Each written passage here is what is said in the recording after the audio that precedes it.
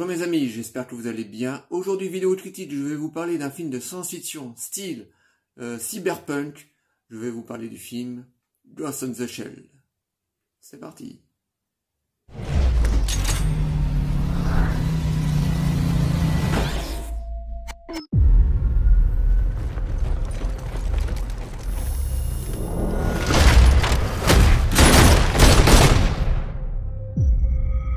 Je t'ai observé. Il faut que tu te souviennes. J'ai vu quelqu'un là en bas. Il n'était pas humain. C'est un criminel connu. Et il a tué à nouveau. Il n'a pas fait que ça. Il a hacké leur cerveau. Il est partout. Et nulle part. Je vais le trouver. Et je vais le tuer.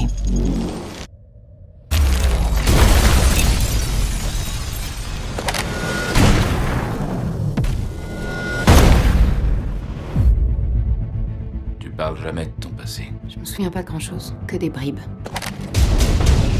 Il y a eu une attaque. Tu allais mourir. Nous t'avons sauvé. Et maintenant, tu en sauves d'autres. Tout ce qu'ils t'ont raconté est un mensonge. Tu avais une famille. Souviens-toi de ça. Qu'est-ce que tu es? Comme tu es belle.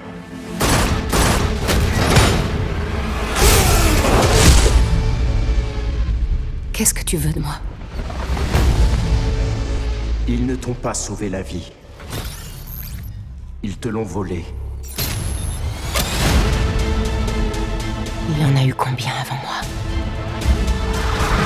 Il était prévu que son cerveau soit vierge.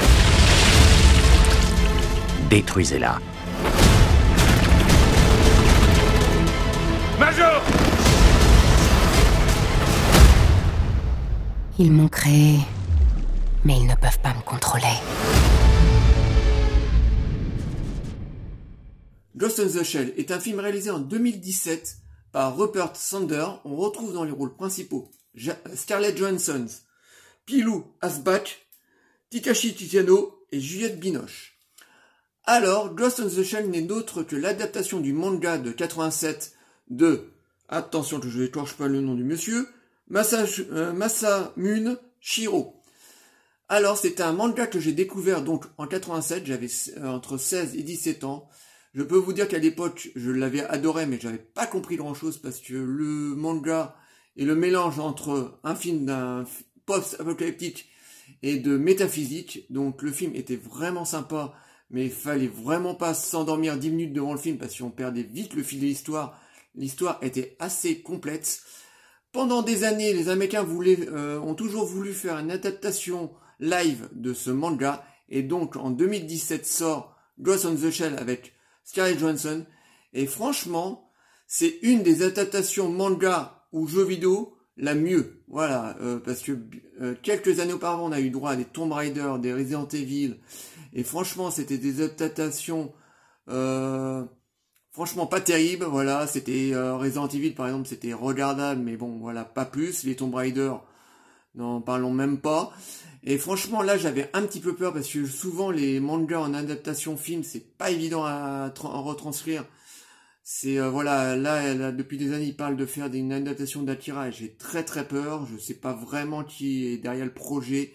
Pendant longtemps, c'était DiCaprio qui était rapproché du projet et franchement, je suis pas pressé de voir une adaptation live parce que j'ai peur qu'ils écornent vraiment le manga culte qu'on adore tous, donc qui est Akira. Mais pour Ghost in the Shell, excusez-moi, j'ai un peu du yaourt dans la bouche en ce moment. Franchement, ils ont fait du super bon boulot. Donc Ghost in the Shell, ça raconte l'histoire pour les jeunes, les petits jeunes parmi vous qui connaissent absolument pas le manga. Donc je vais vous raconter l'histoire.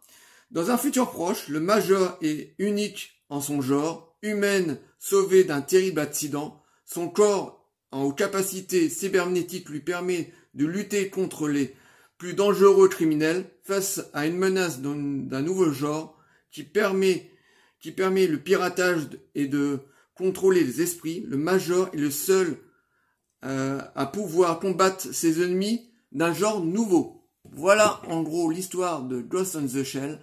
Alors c'est un film que j'ai très bien aimé, j'étais le voir au cinéma avec mon frère. On avait pris une bonne petite claquousse parce que visuellement c'est vraiment très beau, la mise en scène est très belle, les effets spéciaux sont de toute beauté, même la photographie est vraiment au top. Bon voilà, c'est un film qui est aux petits oignons.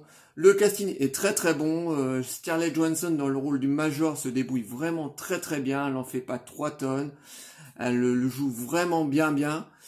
Tout le reste du casting est vraiment très bon, en tête Kitashi Kitano, oh, putain j'ai du mal avec les noms japonais, c'est dingue, dans le rôle du chef de troupe est vraiment très bon, tout le reste du casting est vraiment très bon, on retrouve toutes les scènes du manga culte, on les retrouve. Voilà, la scène avec le tank, la scène avec le mec qui est invisible au début et on voit le Major qui pourchasse ce mec dans les rues de Neo-Tokyo, enfin ou Tokyo tout simplement. Ils sont, voilà, les scènes sont vraiment très épiques, les effets spéciaux sont vraiment très bons. On retrouve notre Juliette Binoche nationale dans le rôle d'un médecin, donc on a la petite touche française dans le film. Parce que Juliette Binoche, elle a beau jouer en anglais, on sent sa petite touche française à elle. Le film est vraiment très bien, je vous dis, ils ont réadapté l'histoire pour la version cinéma, donc simplifié, mais c'est pas pour autant qu'ils nous prennent pour des cocos, voilà, ils ont repris les grandes scènes du manga. C'est un film qui est vraiment très bien, qui malheureusement n'a pas rencontré son public en salle. Pourtant, la promo autour du film était vraiment très grosse. Voilà, on avait des bandes annonces qui étaient sorties 1 an avant. On voyait beaucoup de bandes annonces au cinéma, sur Twitter ou sur YouTube, enfin sur les réseaux sociaux. C'est un film où vraiment la campagne marketing était vraiment mis en avant. Mais malheureusement, le film n'a pas eu un très gros succès. Je crois qu'il a frôlé 2 millions en France, mais ça n'a pas été non plus le raz-de-marée, et pourtant je trouve que le film est vraiment très bien. Le film dure à peu près 2 heures, on voit pas le temps passer, il va très vite. Le style du film mélange du Blade Runner bien sûr, et du Matrix. Franchement c'est vraiment très bien. Je vous dis, le film se regarde très facilement. Scarlett Johansson est vraiment très belle, très charismatique dans le film. Je ne comprends pas d'ailleurs pourquoi le film s'est vautré autant, parce que je pense que les gens ont eu peut-être un peu peur, le fait que ce soit l'adaptation du manga de 89, donc a eu un peu peur de se perdre dans cette histoire assez labyrinthique. Je vous dis, l'histoire du manga de 89 est vraiment pas évidente à aborder, donc c'est pas fait pour tout le monde, mais franchement là ils l'ont vraiment bien adapté. Bon, c'est vrai qu'à l'époque il y a plein de gens qu'on gueulé en disant oui, le film a été trop simplifié par rapport au manga, mais moi je trouve que l'histoire est vraiment très bien pour le film. Donc je pense que les gens ont un peu peur de cette adaptation cinématographique, mais franchement elle est vraiment très bien. Moi je n'ai pas à redire de mal sur cette adaptation, parce que je vous dis, on a eu tellement d'adaptations auparavant pourraves, que ce soit de manga ou de jeux vidéo, qui sont vraiment mal prises, ou qui sont juste des adaptations pour le côté mercantile, voilà, juste pour se faire du pognon. Mais là, Ghost in the Shell, on sent qu'il y a eu des amoureux du manga qui a été derrière. Enfin, le réalisateur, je sais pas s'il était amoureux, mais franchement il l'a très bien adapté. Les producteurs c'est pareil.